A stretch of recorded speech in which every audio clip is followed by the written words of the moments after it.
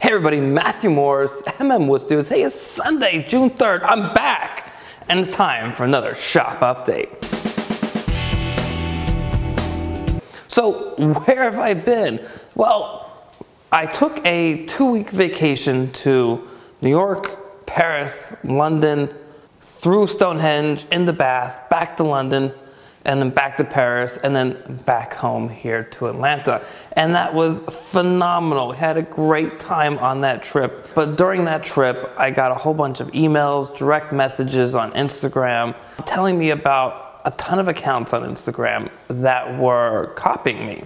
Essentially, I don't know who these people are, but they set up these accounts, and like 90% of the images that were posted, videos and stills on these accounts were stuff taken from my feed. And no kidding, I spent 6 hours one day submitting copyright violation complaints to Instagram for all of these different accounts. 6 hours.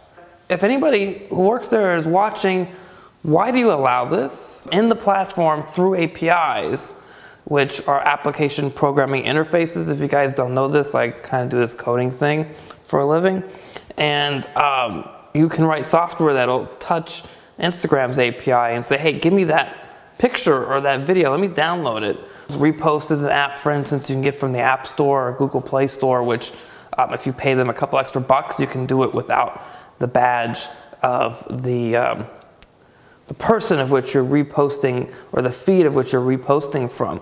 And this is stuff my face, my entire likeliness shows up in.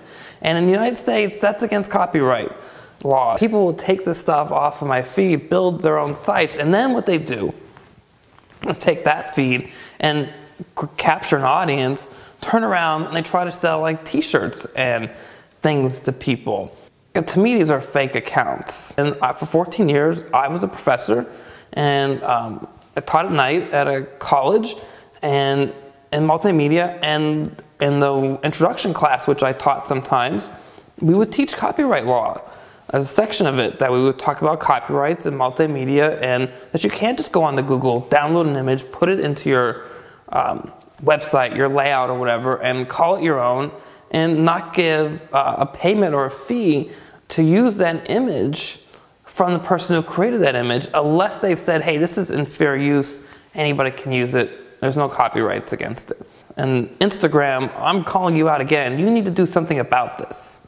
This is ridiculous that you allow this to happen and that you aren't policing it, and somebody comes in, does a copyright violation, and they're putting 30 or 40 entries in the copyright violation with direct links that you don't go down, you don't go into that account and do an investigation against it and see if they're using other people's stuff as well, and then shut that account down and then deny access to the platform based on the contact information that that person's used to create the feed. Your ethics and morals are, to me, that missing in the equation that you allow this to happen.